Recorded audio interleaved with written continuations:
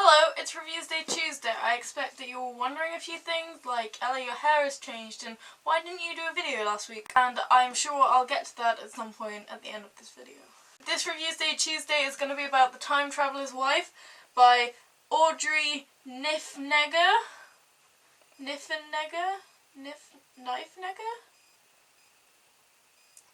So, nobody really warned me about this book before I started reading it, and if you are planning to read it and you haven't heard, be warned. This book review isn't going to contain any spoilers, but I will do a sort of brief overview of the plot, and I'll probably talk a little bit about some of the characters because, yeah.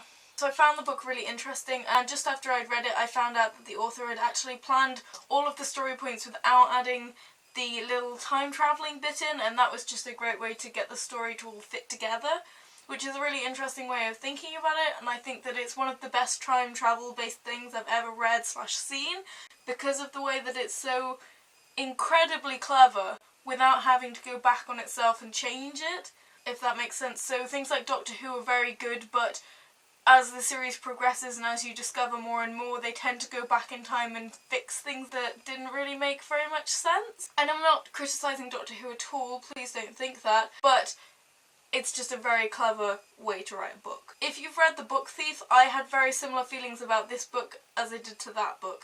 My emotional sort of spikes and dips were very similar, and I just think that it was very similarly written, and it's a nice little comparison. I just think this book is so clever. It's about a man and his wife, the time traveller's wife, and it flicks between their perspectives because it's a nice way of getting variation and understanding the time travelling bit of it, but also getting a good idea of the wife bit because they are pretty much essential to the entire book. So it's thought-provoking and funny and sad and really interesting to read, and I absolutely adore it. I have to give it 5 out of 5 stars because I can't will myself not to. I love it that much. A lot of people I know dislike this book or have differing opinions about it, but I've heard a lot of good things and I agree with them. A definite recommendation. My Reviews Day Tuesdays are becoming a little bit more sporadic and a little bit less frequent because I don't really have the content to make them good, and if I can't make them good I won't do them. So they will still be on Tuesdays and I will try my absolute hardest to make them a weekly thing, but I want my content to still be valuable, so if I haven't read a book or watched a film that I think is worth reviewing, simply won't do it.